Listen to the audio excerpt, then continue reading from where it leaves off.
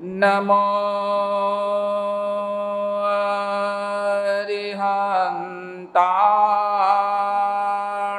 अरिहन्ताणाम् नमो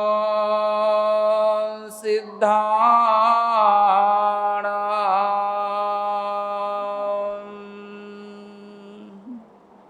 नमो आयर्याणाम् नमो वज्जायणाम् नमो लोये सवसाहोणम् एषो पञ्च नमोकारो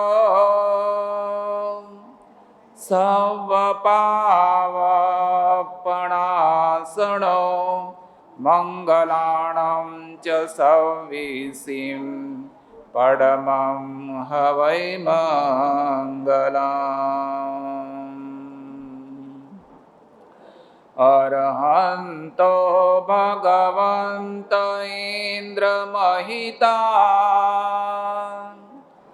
सिद्धाश्च सिद्धिस्थिता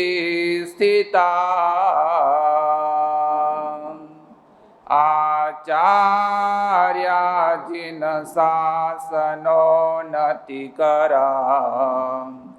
ऊर्जा उपाध्यायुका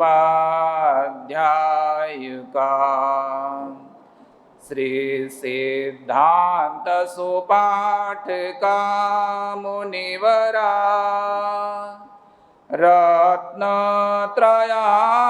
रत्नत्रयाराधका पंचेते परमेष्ठिना प्रतिदिनं कुर्वन्तो वो मङ्गलम्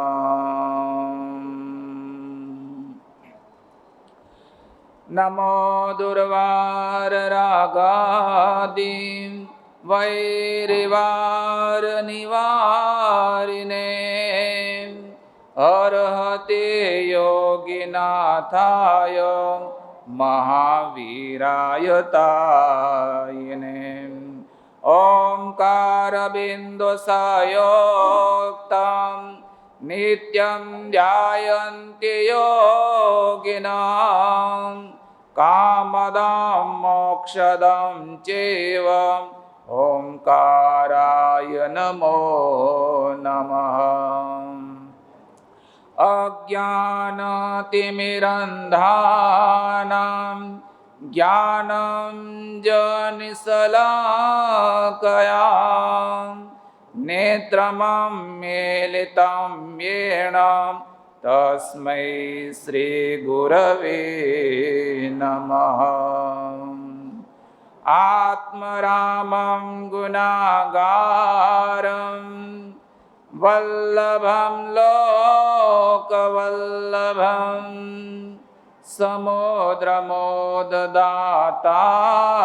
समुद्रमोददातारम् इन्द्रदीनं नमाम्यहम् नित्यानन्दं नमाम्यहम् विराज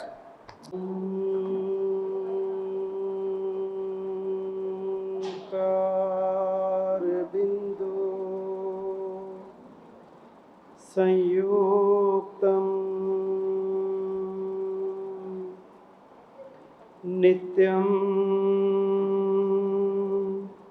ध्यायन्ति योगिनः कामदं मोक्षदं चैव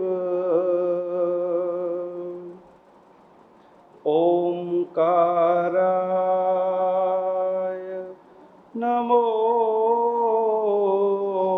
नमः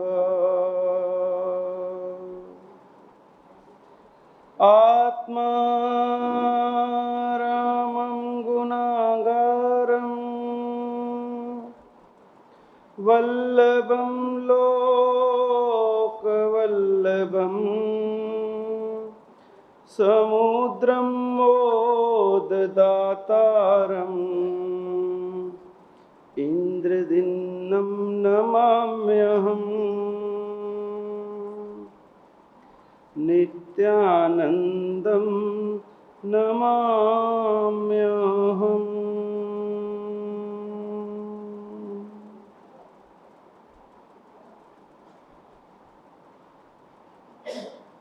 निरंद्रे भवकानने परिगलत्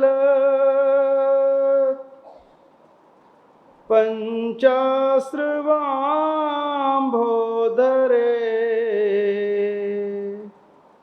नानाकर्मलतावितान् गहने मोहान्धकारोधुरे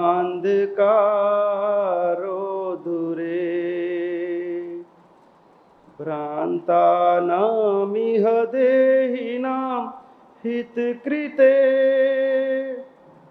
कारुण्यपुण्यात्मभिः तीर्थेश हि प्रथिता सुधारसकिरो रम्या गिरः पान्तु वः रम्या गिरः पान्तु वः।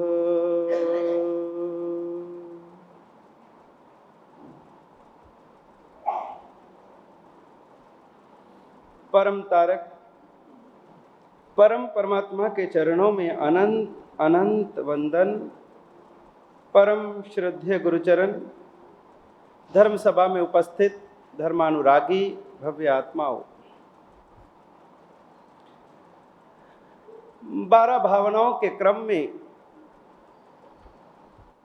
पहली भावना अनित्य भावना और दूसरी भावना अशरण भावना। यद्यपि एक एक भावना के विषय में यदि कहने जाएं तो एक एक चातुर्मास भी कम पड़े, लेकिन समय की अपनी सीमा है, मर्यादा है, इसलिए बड़े संक्षिप्त में इन भावनाओं को आपके सामने प्रस्तुत करने का एक छोटा सा प्रयास किया। पहली अनित्य भावना, जिसका अर्थ आपने क्या समझा कि हर पदार्थ परिवर्तनशील है, अनित्य है, कुछ भी स्थायी नहीं है, सब कुछ क्षणभंगुर है, नाशवान है, बदल रहा है, बदलने वाला है, बदलता जा रहा है, कुछ भी स्थायी रहने वाला नहीं है। तो फिर स्थायी क्या है? एकमात्र आत्मा नित्य है, बाकी सभी जगत के पदार्थ अनित्य हैं।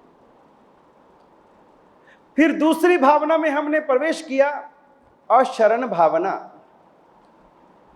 कि हम अपने जीवन को चलाने के लिए जिन सांसारिक अनित्य पदार्थों के साथ में जुड़े हुए हैं, अब अनित्य पदार्थों के साथ में हमने जीवन तो जोड़ लिया, चाहे वो शरीर है, चाहे वो हमारे स्वजन है, चाहे कोई जगत का पदार्थ है, चाहे धन है, संपत्ति है, पुत्र है, पत्नी है, परिवार है, जीवन को चलाने के लिए इन सभी अनित्य चीजों के साथ में हमने संबंध तो जोड़ लिया, लेकिन एक चीज को हमें इस चीज को दिमाग में रखना है कि जब तक हमारा जीवन है और इन चीजों के साथ में हम जुड़े हुए हैं, तब भी इनमें से कोई भी चीज हमारी रक्षा नहीं कर सकती, इनमें से कोई भी वस्तु हमारे लिए शरणदाता नहीं हो सकती। ये सारे पदार्थ ना तो हमें बुढ़ापे से बचा सकते हैं, ना हमें रोग से बचा सकते हैं, और ना हमें मृत्यु से बचा सकते हैं। आज तक वैज्ञानिकों ने इतने आविष्कार किए, लेकिन उसके बावजूद भी इन तीन चीजों से कोई नहीं बचा सका। कौन कौन सी 3 चीजें? पहली चीज बुढ़ापा, दूसरी चीज रोग और तीसरी चीज मृत्यु। इन चीजों को हमें लिख लेना चाहिए अपनी आंखों के सामने, ताकि निरंतर उसके ऊपर हमारी दृष्टि रहे कि ये अनित्य है, ये कुछ भी रहने वाला नहीं है, यह भी बदल जाने वाला है। आज यदि सुख है तो ये कायम नहीं रहेगा, ये सुख भी दुख में बदल जाएगा।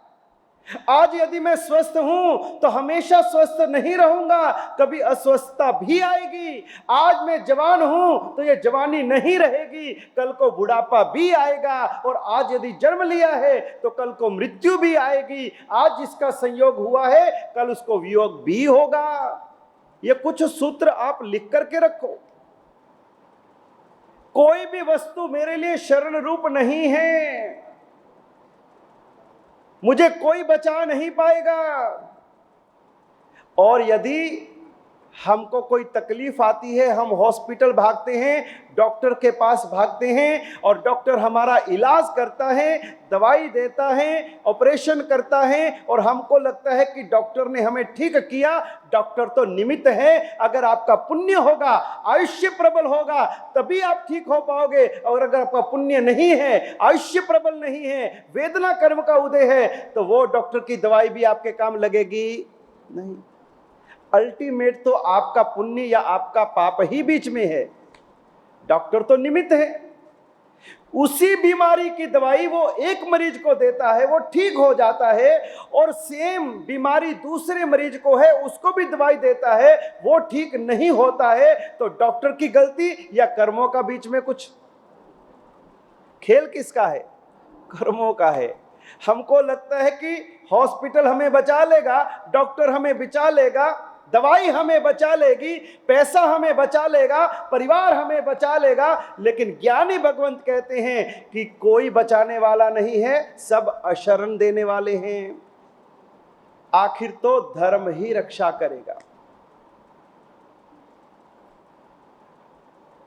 अब ये अनित्यता और ये अशरणता, ये इस संसार के अंदर में है।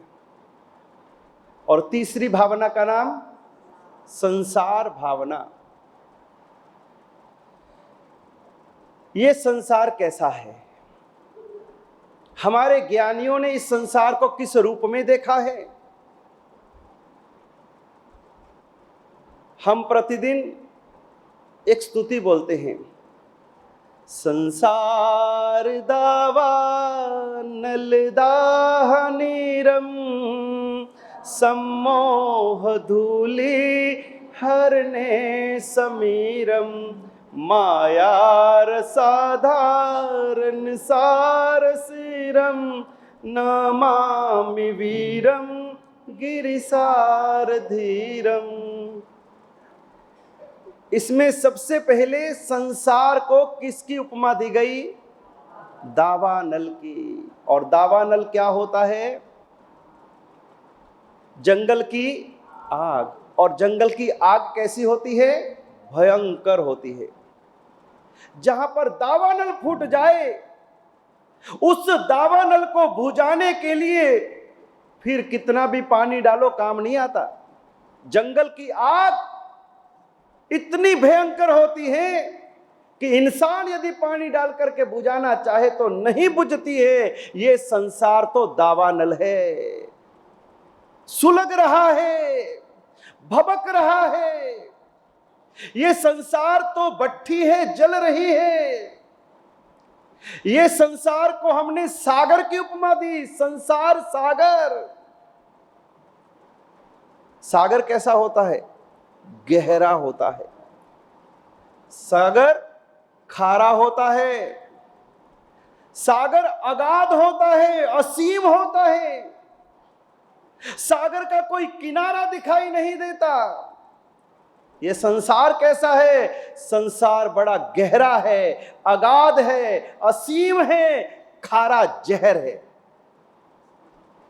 संसार को चक्र की उपमा दी गई। संसार क्या है? संसार चक्र है। और हम इस संसार चक्र में क्या कर रहे हैं? घूम रहे हैं। और चक्र क्या करता है? जब घूमता है नीचे से ऊपर, ऊपर से नीचे, नीचे से ऊपर। और हम भी इस संसार में जन्म मरण करते हुए कभी अधोगति में, कभी ऊर्ध्वगति में, कभी अधोगति में, कभी ऊर्ध्वगति, ऊपर से नीचे, नीचे से ऊपर, एक चक्र की तरह हम घूम रहे हैं। इसलिए संसार भी चक्र है, संसार दावानल है, संसार खारा जहर है, संसार सागर है, संसार चक्र है। ऐसे ऐसे उपमाओं के साथ में इस संसार को ज्ञानी भगवंतों ने प्रस्तुत किया। और यहां पर मैं आपसे पूछूं कि आप और हम चलो इस संसार में आए हैं, हमारा जन्म इस संसार में हुआ है, तो इस संसार में सार क्या? दो शब्द हैं, सम और सार। इससे बना है संसार। सम और सार, इसका अर्थ क्या? आपने संसार में सार किसको समझा? संसार में सार कुछ है कि नहीं है? तो आप लोग संसार में बैठे हो ना। अगर संसार में आपको सार नहीं दिखता तो यहां आते ना। तो आपको कौन सा सार दिखा है संसार में, जिसके लिए आप अभी भी संसार में बैठे हो? कुछ ना कोई तो संसार में है कि जिस कारण से आप संसार छोड़ना नहीं चाहते हो। इतना प्यारा संसार आपको लिखा, अमृत के जैसा संसार लगा। अरे दावानल नहीं, आपको तो ठंडे चंदन के जैसा शीतल संसार लग रहा है, आपको तो मीठा लग रहा है, आपको तो अमृत फल दे रहा है, आपको तो सुख दे रहा है। इसीलिए संसार में बैठे हो। कोई दुखी है ही नहीं संसार में। है कोई दुखी? सब सुखी, सब मौज में, सब आनंद में। जो दुखी हैं वो यहां आए हैं। जिनको संसार में दुख लगा वो निकलते हैं, जिनको संसार में दुख ही नहीं लगा वो कौन निकलेगा? जो जेल में दुखी है वही जेल से बाहर आएगा ना। जिसको जेल में दुख ही नहीं है उसको जेल ही महल है। हमको संसार जेल लगा, हमको संसार जहर लगा, हमको संसार कारावास लगा, हमको संसार दावानल लगा, हमको संसार चक्र लगा, इसलिए हम बाहर आए। आपको नहीं लगा, आप बैठे हो। तो आपको क्या लगा संसार में? कौन सा संसार में सार चख रहे हो? सम प्लस सार, संसार। इसका अर्थ है जहां पर सम्यक दर्शन, सम्यक ज्ञान, सम्यक चारित्र ही सार है, उसका नाम संसार है। और आपको यह सार मिला जिस दिन आपको संसार में सम्यक सार मिलेगा, उस दिन आपका संसार आपके लिए भव पार करेगा। और आपका संसार कैसा है? संसरणम इति संसारः।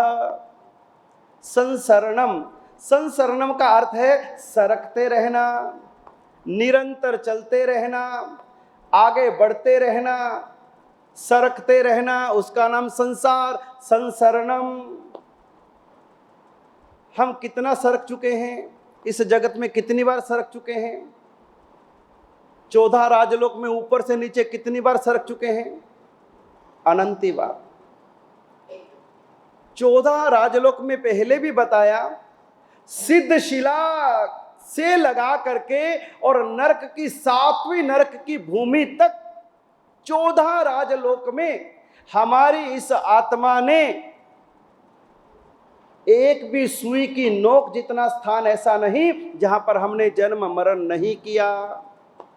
अब आप खुद अंदाजा लगा लो कि इस आत्मा ने कितने जन्म मरण किए, कितनी गतियों में, कितनी योनियों में। और एक पुद्गल प्रावर्तन काल यदि पूरा करना हो, एक पुद्गल प्रावर्तन काल,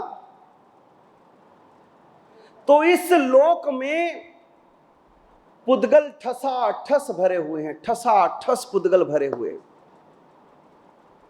और हमारी आत्मा इस लोक में जितने भी पुद्गल हैं, जितने भी पुद्गल हैं, उन सभी पुद्गलों को केवल आहारक वर्गना के पुद्गलों को छोड़कर औदारिक पुद्गलों आदि के माध्यम से सारे पुद्गलों को एक एक बार जब भोग लेती है तो हमारा एक पुद्गल प्रावर्तन काल पूरा होता है। और एक पुद्गल प्रावर्तन काल पूरा करने में अनंत काल चक्र बीत जाते हैं, अनंत 24 बीत जाती हैं। तो आप समझिए कि इस एक पुद्गल प्रावर्तन काल में हमारी आत्मा इतने जन्म मरण कर लेती है तो हम तो अनंत बार पुद्गल प्रावर्तन कर चुके हैं। तो ये संसार में कितनी दौड़ मचा रखी हमने, कोई गति नहीं, कोई योनि नहीं, कोई स्थान नहीं जहां पर हमारी आत्मा ने जन्म नहीं लिया, मरण नहीं किया, दुख नहीं पाए, पीड़ाएं नहीं पाई, संबंध नहीं बनाए। अनंती संबंध, अनंती प्रावर्तन, और अभी भी थके नहीं है, अभी भी संसार बढ़िया है, हमारा संसार बहुत बढ़िया है। और ज्ञानी कहते हैं संसार में अगर कोई सार है, सम्यक ज्ञान दर्शन चारित्र। और हमने क्या संसार माना? संसार माहे एक सार जान्यो। आपकी तरफ से कह रहा हूं, संसार माहे एक सार जान्यो, कंचन कामिनी रे। कि हमने संसार में किसको सार माना? एक कंचन, एक कामिनी, एक पैसा और एक स्त्री, एक इंद्रियों के संबंध और एक जगत के भौतिक पदार्थों के। बस यही हमारे जीवन का सार है। संसार माहे एक सार जान्यो, कंचन कामिनी रे। ना जपहु जप माल, नाथ निरंजन नाम नीरे। कि हमने कभी भी उस परमात्मा के नाम की एक भी माला नहीं फेरी, एक बार भी उसका स्मरण नहीं किया, और हमारा मन, हमारी इंद्रियां किसमें घूम रही हैं? संसार के विषयों में, संसार के सुखों में, उसी में खोए पड़े हैं, उसी में डुबकियां लगा रहे हैं, उसी सागर की अतल गहराई में डूबे पड़े हैं। हमको जगत का सोना आकर्षित करता है, पैसा आकर्षित करता है, लेकिन सोना और पैसा पाने वाला भी दुखी हुआ है। और संसार में सबसे बड़ा दुख है लोभ का। पाप का बाप कौन? लोभ। कोई पूछे कि पाप रोज करते हो, पाप के बाप का भी तो नाम बताओ जिसने उसको जन्म दिया। तो पाप का बाप लोभ है, और लोभ से हम इतने ग्रस्त हैं, इतने ग्रस्त हैं कि सारे पाप की जड़ ये लोभ है। ये जगत लोभ के दावानल से जल रहा है, चारों तरफ लोभ ही लोभ, प्रलोभन ही प्रलोभन, आकर्षण ही आकर्षण। और उसमें हमारी आत्मा भ्रमित हो जाती है। उसको पाने के लिए हम अपना विवेक भूल जाते हैं, कर्म बांध लेते हैं, पाप बांधते हैं, संसार बढ़ाते हैं। लोभ कैसे कैसे पाप करवाता है। एक बार एक व्यक्ति किसी जंगल के अंदर में गए, और साथ में उसके 4 मित्र थे। चारों के चारों जंगल के अंदर में चले जा रहे थे, और बढ़ते बढ़ते बढ़ते उनको एक सोने की एक शिला दिखाई दी। लोभ जगा, ओहो सोने की शिला, अब तो मालामाल हो गए। अरे 1 पीढ़ी क्या, 7 पीढ़ी क्या, 70 पीढ़ी का दरिद्र दूर हो गया। अब क्या करना कमाई करके, अब तो हमारा संसार सुखमय हो गया। लोभ जगा, और उस समय उसमें से चारों ने विचार किया कि अब तो भैया यहीं पे डेरा जमाओ, अब किसी तरह से इस शिला को यहां से ले जाने की तैयारी करें। तो उसमें से 4 में से 2 ने कहा ऐसा करो, तुम लोग पानी की व्यवस्था करो, हम लोग भोजन की व्यवस्था करते हैं। 2 जने गए कुएं की तरफ, पानी ढूंढा, पानी निकाला और मन में लोभ जगा कि अरे वो 2 वहां बैठे हैं, ये शिला 4 में बट जाएगी, अच्छा होगा अपने 2 में बांट लें और 2 को खत्म कर दें। क्या करना, पानी के अंदर जहर मिला देते हैं, पानी ले जाएंगे, उनको पानी पिलाएंगे, 2 खत्म, अपने 2 50-50। उधर जो 2 लोग खाना बना रहे थे उन्होंने सोचा कि अरे अच्छा हो, ये अपने दोनों आपस में ले लें, और उन्होंने खाने में उधर जहर मिला दिया। अब ये लोग 2 पानी लेकर के आए और कहा कि हम तो पानी पी करके आए हैं, अपनी प्यास बुझा करके आए हैं, तुम ये पानी पी लो। उन्होंने कहा ठीक है। उन दोनों ने पानी पिया, दोनों परलोक चले गए। और इधर 2 बहुत खुश हुए, बहुत नाचे गाए, अरे वाह 2 तो कांटे निकल गए, 2 ढेरी हो गए हमेशा के लिए, अब ये सोने की शिला ये हमारी हुई। चलो इसका तो बाद में करेंगे, ये तो खाना बना के गए हैं ना, पहले खाना वाना खाओ। और उन्होंने खाना खाया और क्या हुआ, 2 पानी पी के गए, 2 खाना खा के गए, और शिला वहीं की वहीं रह गई। जगत में ये लोभ क्या क्या काम करवाता है, हमारे ही हाथों से। हम अपनों को ही मारने में कोई संकोच नहीं करते।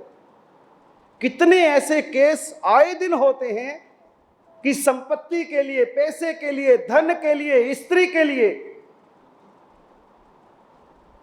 कितनी हत्याएं होती हैं। पुत्र पिता की हत्या कर देता है, पत्नी पति की हत्या कर देती है, भाई भाई की हत्या कर देता है, केवल संपत्ति का लोभ, पदार्थों का लोभ। उस समय आंखों पे काली पट्टी बन जाती है, फिर लोभ के अलावा कुछ दिखाई नहीं देता। लोभ इतना भयंकर है, सारे पाप करवा देता है ये लोभ। इस लोभ के चक्कर में जीवात्मा कहां से कहां पहुंच जाता है। आपको आज स्थूलिभद्र मुनि जी की कथा बताई थी। वेश्या के यहां चातुर्मास किया और उसके बाद गुरु के पास गए। गुरु ने कहा, ओहो दुष्कारक दुष्कारक, अरे स्थूलिभद्र तूने बड़ा दुष्कारक कार्य किया है। और जो सिंह गुफावासी मुनि था उसको ईर्ष्या हुई। उसने कहा, अरे गुरुजी, मैं शेर की गुफा के बाहर चमासा करके आया, जीवन और मौत का प्रश्न था, कब शेर मुझे फाड़ देता, खा जाता, और मुझे दुष्कारक कहा, और ये वेश्या के यहां चमासा किया। महलों में रहा, नाच गान देखा, शररस भोजन किया, मौज मस्ती में रहा, और इसको कह रहे हो दुष्कारक। और हमको तब गुरु ने कहा कि भैया जो स्थूलिभद्र ने किया है ना वो बड़ा कठिन है।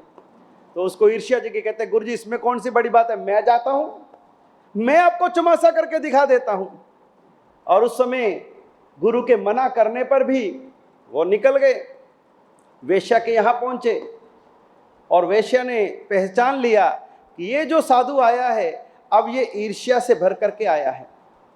और उस समय उस कोशा ने उस मुनि को अंदर बुलाया और केवल एक बार में ही, केवल एक आंख का इशारा किया, एक बार उसको फिसलने के लिए मौका दिया, और मुनि वहीं पर फिसल गए, उसके रूप जाल में उलझ गए। और मुनि उससे भोग की भीख मांगने लगे।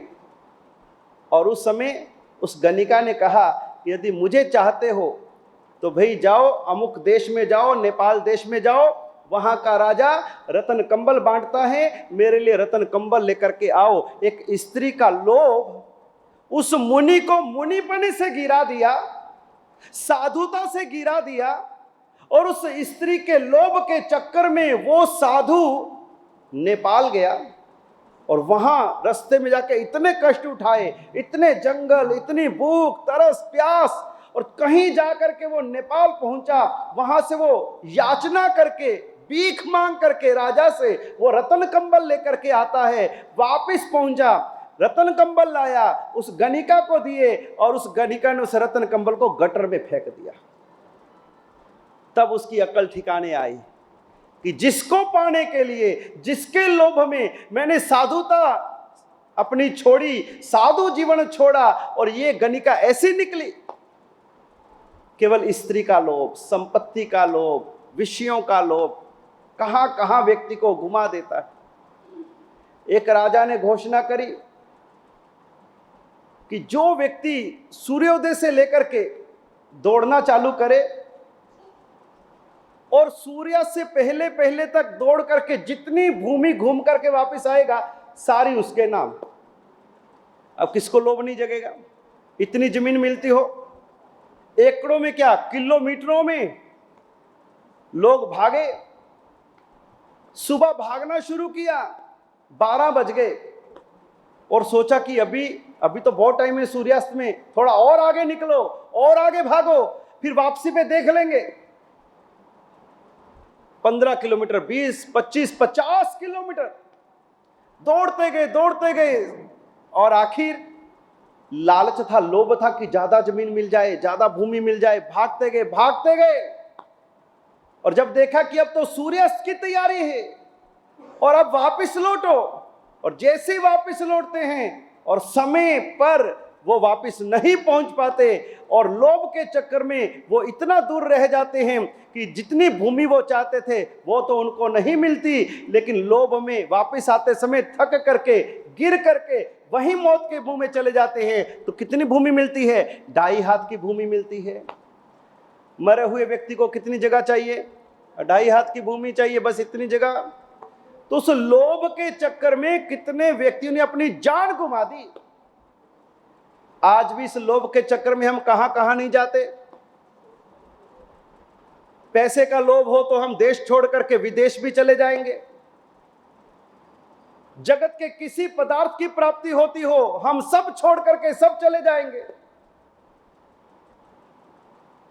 हम धर्म भी छोड़ देंगे, हम आराधना भी छोड़ देंगे, अगर पता लगे कि वहां पर कुछ और इससे भी ज्यादा कुछ मिल रहा है। चलो भैया, वहां बड़ी चीज है। लोभ हमें कहां कहां ले जाता है, कहां कहां भटकाता है। इसलिए संसार के अंदर में सबसे पहले यदि बचना हो तो लोभ वृत्ति से बचो। लालच बुरी बला है। बचपन में हमने बहुत पढ़ा है, ऐसे थोड़ी अपनी किताबों में ये कहानियां आती थी। जीवन में हमें जीवन पर्यंत शिक्षा याद रहे, इसलिए बचपन में वो संस्कार डालने का प्रयास था कि लालच बुरी बला है। छोटी छोटी कहानियां हमारी किताबों में होती थी, लेकिन हमने उसको भुला दिया। हम खुद लोभ में पड़ गए, हम खुद जंजाल में पड़ गए, हम खुद संसार में डूब गए। और इस संसार में और क्या है जो आपको अभी तक नहीं मिला, जो आप पाना चाहते हो अभी तक नहीं मिला? और क्या है? हाँ जी, कुछ तो पाना चाहते हो ना। संसार में क्या पाना चाहते हो? नाम पाना चाहते हो, तब भी नाम नहीं रहेगा। आप संपत्ति पाना चाहते हो, वो भी कायम नहीं रहेगी। आप परिवार बचा के रखना चाहते हो, परिवार भी नहीं बच पाएगा। जमीन जायदाद रखना चाहते हो, वो भी नहीं रह पाएगी। आप अपने शरीर को टिकाए रखना चाहते हो, वो भी नहीं टिका रहेगा। फिर भी संसार के कारावास से निकलना नहीं। एक तोते को सिखाया गया कि स्वतंत्रता बहुत अच्छी है, आजादी बहुत अच्छी है। उसको सिखाया गया। थोड़े समय के बाद में तोता बोलना सीख गया। जैसे राम राम राम सीख जाता है, ऐसे उसको अभ्यास करा करा के सिखा दिया। स्वतंत्रता बहुत अच्छी है, आजादी बहुत अच्छी है, स्वतंत्रता बहुत अच्छी है, आजादी बहुत अच्छी है। वो पिंजरे के अंदर में रोज बोला करता। एक व्यक्ति उधर से गुजरा, उसने कहा, देखो ये जो तोता है ये स्वतंत्रता पसंद करता है, ये आजादी से जीना चाहता है, रोज कहता है स्वतंत्रता अच्छी है, आजादी बहुत अच्छी है, क्यों ना इसको स्वतंत्र कर दूं। तो उसने उसका पिंजरे का फाटक खोल दिया कि अब इसको मैंने स्वतंत्र कर दिया। जैसे पिंजरे का फाटक खोला और तोता बाहर आया, बाहर आने के बाद में फिर कहां चला गया? फिर पिंजरे में, क्योंकि उसको आदत किसकी पड़ गई थी? पिंजरे की। अब हम बोलने से क्या होगा कि संसार खारो जहर छे संयम लीला लहर है, संसार खारा जहर है संयम लीला लहर है। रहना तो पिंजरे में ही है, संसार के पिंजरे से तो निकलना नहीं है। अब गुरु महाराज आए, आप सभी के पिंजरे के ताले खोले, गेट खोल दिया है और अभी आप बाहर निकल के आए हो, अपने घरों से 30 किलोमीटर दूर बैठे हो, अभी पिंजरे से बाहर हो, लेकिन 20 तारीख को क्या करोगे? फिर अपने अपने पिंजरों में, अपने अपने संसार में, फिर अपनी दुनिया में, फिर वो मोह पैदा हो जाएगा। फिर वो पोते याद आएंगे, दोते याद आएंगे, बेटे याद आएंगे, बहुएं याद आएंगी।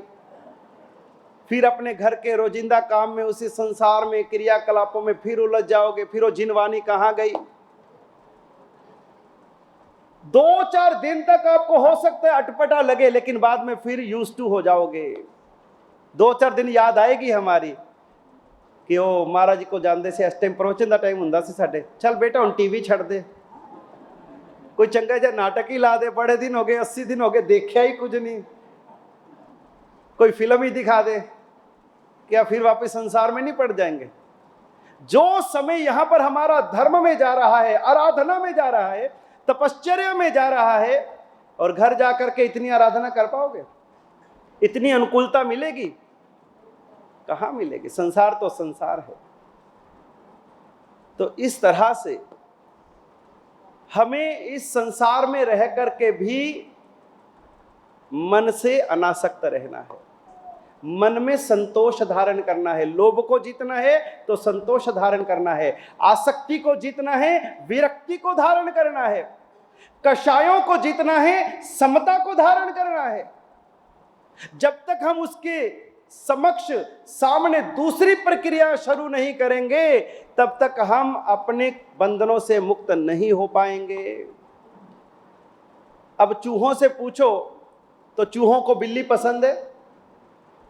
चूहों को बिल्ली पसंद है? नहीं पसंद है। एक बार चूहों की मीटिंग हुई, सारे चूहे इकट्ठे हुए, बहुत बड़ी मीटिंग हुई, स्नेह सम्मेलन।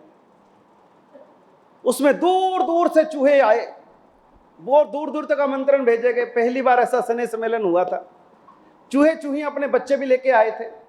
बच्चों के खेलने के लिए अलग दुनिया रखी थी, बड़ों की मीटिंग के लिए अलग रखी थी। इस तरह से अलग अलग सब खान पीन का और का सारा लगा रखा था। फिर जो बड़े बुजुर्ग चूहे थे वो थोड़ी गंभीर मसले लेकर के बैठे थे। वो लोग अपने सब अच्छी मीटिंग में बैठे थे। उन्होंने कहा कि देखो भाई, अपनी तो जिंदगी निकल गई, अपने बाप दादा सब चले गए, सब बिल्ली के मुंह में मारे गए। अपने अपनी पीढ़ी के लिए कुछ सोच करके जाएं, आने वाली पीढ़ी हमारी सुरक्षित रहे, ये बिल्ली के चंगुल में ना फंसे, इसके लिए आज मीटिंग में कुछ निर्णय लिए जाएं। सब चूहों ने ताली बजाई, एजेंडा बहुत बढ़िया है, बहुत बढ़िया, शाबाश शाबाश, बोलो सर। तो सबसे बड़ा जो बूढ़ा चूहा था वो खड़ा हुआ कि देखो भाइयों, मेरी तो उम्र हुई, लेकिन आप में से कोई राय दे कि बिल्ली से कैसे बचा जाए। तो एक चूहा खड़ा हुआ, उसने कहा कि देखिए, बात ऐसी है कि हम लोग अपने अपने काम में बिजी होते हैं। कोई बोरी काट रहा होता है, कोई कपड़ा काट रहा होता है, कोई कागज काट रहा होता है, हम लोग बहुत बिजी होते हैं, इतना काम है अपने पास में। फिर भी ये बिल्ली चुपके से आती है, अचानक से आती है और धपक्का मार करके उठा के ले जाती है। हम देखते रह जाते हैं। इसलिए बिल्ली जब आए तो हमें उसका पता लगना चाहिए। इसका एक ही उपाय है कि बिल्ली के गले में घंटी बांध दी जाए।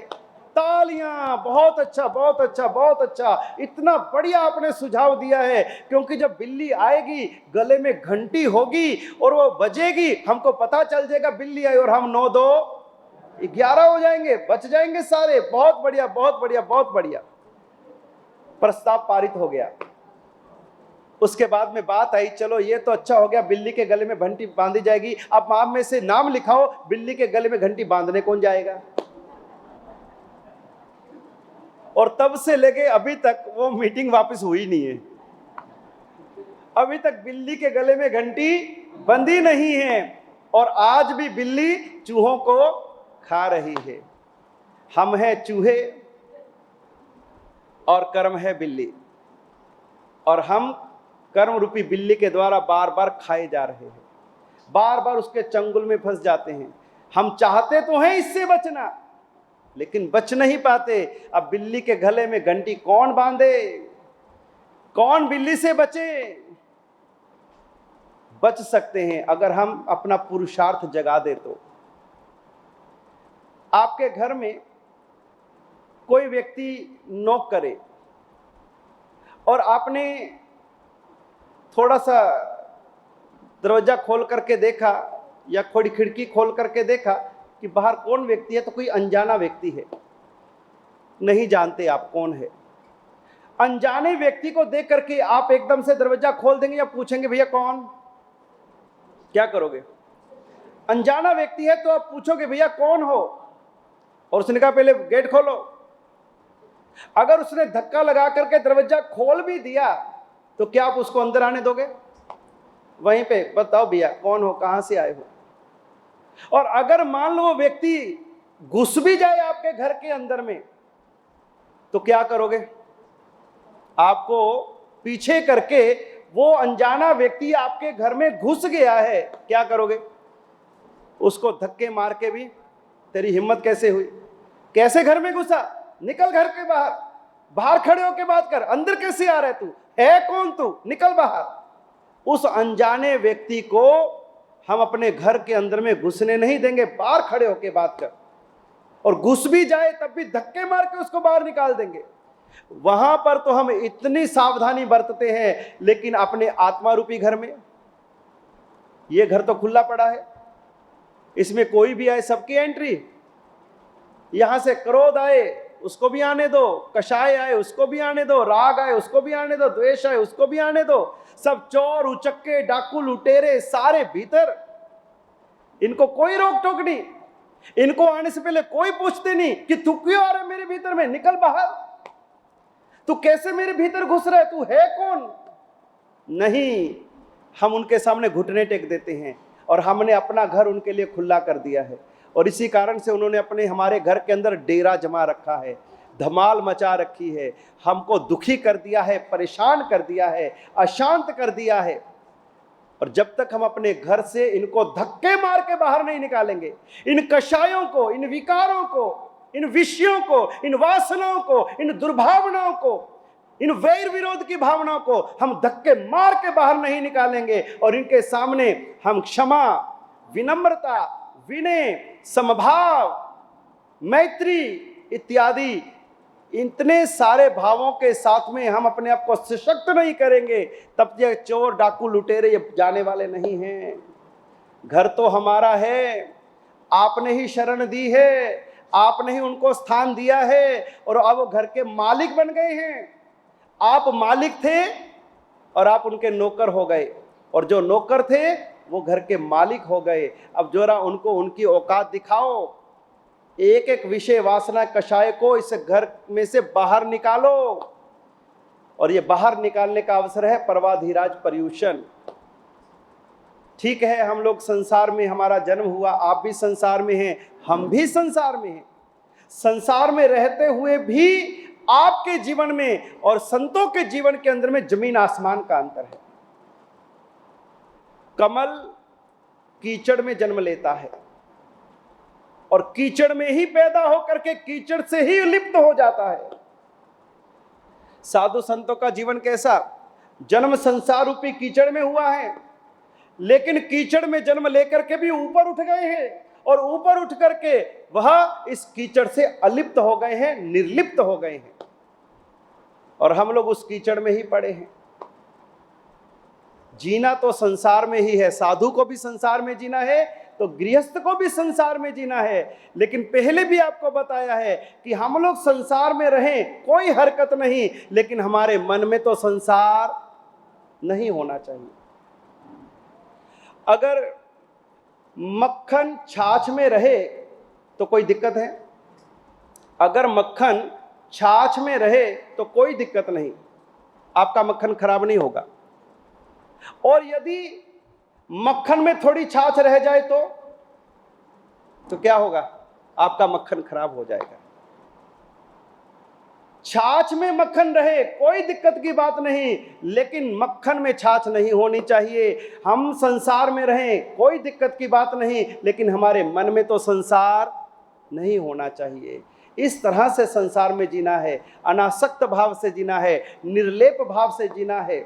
इस संसार को दावानल मान करके जीना है। ये संसार जल रहा है, संत्रस्त है, पीड़ाओं से बड़ा है, दुखों से बड़ा है, और इस संसार में मुझे संतोष पूर्वक जीना है, मुझे इस संसार में क्षमा भाव से जीना है, मैत्री भाव से जीना है। तब जाकर के आप अपने जीवन के सुख को, शांति को प्राप्त कर सकोगे। ये संसार तो एक रंगमंच है, कितने प्रकार के पात्र बने हैं हम इस संसार में, जिनके हम आज पति पत्नी हैं। किसी भव के अंदर में हम भाई बहन भी थे, किसी भव में हम पुत्र पिता भी थे, किसी भव में हम पिता पुत्री भी थे। इस जीव ने एक जीव के साथ में अनंत संबंध निभाए हैं। इस जन्म में हम जो हैं, अगले जन्म या पिछले जन्म में ना जाने क्या क्या हुए और क्या क्या हो जाएंगे। एक जीव एक आत्मा के साथ में अनंत संबंध निभा चुका है। कोई आत्मा ऐसी नहीं जिसके साथ में हमारा कभी संबंध ना बना हो, लेकिन इस वर्तमान संबंधों को निभाने में हम पूरी जिंदगी निकाल देते हैं। उन्हीं संबंधों को निभाते निभाते निभाते राम नाम सत हो जाता है। फिर अगला जन्म होता है, वहां पे नया परिवार मिलता है, नई दुनिया मिलती है, फिर उसमें खो जाते हैं। फिर पिछला परिवार छूट जाता है, नया परिवार बस जाता है। तो इसी तरह से हमारा यह चक्र चलता रहता है और संसार के इस माया जाल से हम निकल नहीं पाते हैं। तो यदि इस संसार भावना को समझ लिया कि ये संसार तो एक रंगमंच है, इसके ऊपर में हम नाटक भजने के लिए अलग अलग पात्र के रूप में आए हैं, और अपना पात्र पूरा करके हम चले जाएंगे, फिर किसी नए पात्र के रूप में आएंगे। कुछ भी वास्तविक नहीं है, सब कल्पनाएं हैं, कोरी कल्पनाएं हैं, मिथ्या जाल है, भ्रम जाल है, जगन मिथ्या। ये जगत के अंदर जो भी दिखाई दे रहा है खुली आंख से, ये सब मिथ्या है, चले जाने वाला है, रहने वाला नहीं। और सत्य क्या है? मेरा आत्मा। आत्मा को देखो, आत्मा को जानो, आत्मा को पहचानो, आत्मा में रमण करो, आत्मा का स्मरण करो, आत्मा का ध्यान करो। ये आत्मा ही हमारा है, बाकी सब पराया है। तो ये संसार भावना हमें संसार की असारता का बोध दे। सम्यक दर्शन ज्ञान चारित्र के सार रूप में इस संसार के अंदर में हमें आत्मा को प्राप्त करना है। आज इतना है। और जिस तरह से प्रत्येक रविवार को हमारे यहाँ पर कोई ना कोई एक विशिष्ट आयोजन चल रहा है, उसी तरह से अब पर्वाधिराज पर्युषण से पूर्व ये अंतिम रविवार है। और पर्वाधिराज पर्युषण हमारे लिए आत्मशुद्धि का सर्वोच्च पर्व है, क्योंकि इस संसार में अनेक धर्म हैं और सभी धर्मों के अपने अपने त्योहार होते हैं। लेकिन जितने त्योहार होते हैं सब खाने पीने के, आमोद प्रमोद करने के, भोग विलास से जुड़े होते हैं, मौज शौक से जुड़े होते हैं। लेकिन ये जो हमारा पर्व है ये आध्यात्मिक पर्व है, आत्मा का पर्व है, आत्मशुद्धि का पर्व है। तो ऐसे आत्मशुद्धि के महापर्व से पूर्व हमें अपने घर की सफाई करनी है। जैसे दीपावली आती है तो हम अपने घर की, दुकान की सफाइयां करते हैं, उसी तरह से पर्वाधिराज पर्युषण से पहले हमें अपने इस आत्म भवन की सफाई करनी है। जो हमने कचरा इकट्ठा किया है, एक जन्म का नहीं, पिछले कई जन्मों का, अनादि काल का, और 84 लाख जीवा योनियों में, चारों गतियों में हमारी आत्मा ने जो जो कर्म का कचरा इकट्ठा किया है, उन सब की शुद्धि कल विशेष कार्यक्रम में होगी, जिसका नाम है सर्व जीव राशि से क्षमापना। जब हमारे जीवन की अंतिम वेला आती है, जब लगता है कि अब व्यक्ति संसार से विदा होने वाला है, और उस समय उसको पद्मावती की सज्जाएं सुनाई जाती है, और वो पद्मावती की सज्जाएं में उसको 84 लाख जीवा योनियों से क्षमा याचना करवाई जाती है। उसके सारे भवों के अंदर में जो जो उसने पाप किए हैं, सभी पापों का मिच्छामि दुक्कड़म दिया जाता है। तो ऐसी पद्मावती की सज्जाई के माध्यम से 84 लाख जीवा योनियों से हम क्षमा याचना करेंगे, अपने दुष्कृतों का मिच्छामि दुक्कडम देंगे, और जो जो जन्म में हमने जो जो शरीर धारण किए और वो जो शरीर के पुद्गल आज भी इस जगत के अंदर में पड़े हुए हैं और उनसे जो जो भी पाप इकट्ठा हो रहा है, उन सभी को हम वो सिराएंगे, क्योंकि वो पुद्गल हमारे आज भी ना जाने कहाँ कहाँ किस रूप में काम आ रहे हैं। अगर मान लो हमने लोहे के रूप में कभी जन्म लिया हो पृथ्वी काय में, और वो लोहा जब हमारी आत्मा उसमें से निकल गई और वो लोहा निर्जीव हो गया, तो हमारा जो शरीर था लोहे का, वो लोहा आज मान लो किसी कसाई की दुकान पर है और उस लोहे से पशुओं का वध किया जा रहा है, तो वो जो हमारा शरीर था उसके पुद्गलों से आज इतनी हिंसा हो रही है और हमने उस शरीर को मरते समय वो सिराया नहीं, तो वो पुद्गल का पाप हमारी आत्मा में आ रहा है। तो इस तरह से जो जो पुद्गल हमने ग्रहण किए उन सभी पुद्गलों को वो सिरा देना, ताकि उन पुद्गलों का पाप हमारी आत्मा से ना हो, उसको डिस्कनेक्ट कर देना। तो इस तरह से आत्मशुद्धि का विशिष्ट अनुष्ठान कल सुबह 9:15 बजे यहाँ पर सर्व जीवराशि से क्षमापणा और पुद्गल वो सिराने की विधि, कल यहाँ पर परमात्मा भी पधारेंगे, गुरुदेव भी होंगे, और कल हम चतुर्विध संघ के साथ में यहाँ पर ये विशिष्ट कार्यक्रम में भाग लेंगे। आपकी आत्मा इतनी हल्की हो जाएगी, इतनी पावन हो जाएगी कि लगेगा कि आपके परवाधिराज पर्युषण की आराधना तो अब आपकी जो है वो जरूर लेखे लगेगी। तो इसलिए कल के कार्यक्रम में सभी को आना है, और क्योंकि हमें इस कार्यक्रम के अंदर में मन को भी पावन करना है, विचारों को भी पावन करना है, तो उसके लिए रंगों का भी बहुत बड़ा प्रभाव पड़ता है। जो सफ़ेद रंग है वो शांति का प्रतीक है, उज्ज्वलता का प्रतीक है, पावनता का प्रतीक है, पवित्रता का प्रतीक है। तो कल के कार्यक्रम में हमें आत्मशुद्धि का अनुष्ठान करना है, इसलिए आप सभी भाग्यशाली माताएं बहनें सफ़ेद वस्त्र धारण करें, ऊपर आपकी शर्ट सफ़ेद हो या कुर्ता सफ़ेद हो, माताओं बहनों की जो है वो ऊपर की ड्रेस सफ़ेद हो या आपकी चुनरी ऊपर की सफ़ेद हो। तो इस तरह से आपका ऊपर का जो परिधान है वो आप सफ़ेद वस्त्र धारण करके कल के कार्यक्रम में आप सभी उपस्थित हो। चत्तारि मंगलम अरिहंता मंगलम सिद्धा मंगलम साहु मंगलम केवली पन्नतो धम्मो मंगलम। चत्तारि लोगुत्तमा अरिहंता लोगुत्तमा सिद्धा लोगुत्तमा साहु लोगुत्तमा केवली पन्नतो धम्मो लोगुत्तमो। चत्तारि शरणं पवज्जामि अरिहन्ते शरणं पवज्जामि सिद्धे शरणं पवज्जामि साहु शरणं पवज्जामि केवली पन्नत्तं धम्मं शरणं पवज्जामि। उपसर्गः क्षयं यान्ति छिद्यन्ते विघ्नवल्लयः मनः प्रसन्नतामेति पूज्यमाने जिनेश्वरे सर्वमंगलमांगल्यं सर्वकल्याणकारणं प्रधानं सर्वधर्माणां जैनं जयति शासनं। बोलो जिन शासन।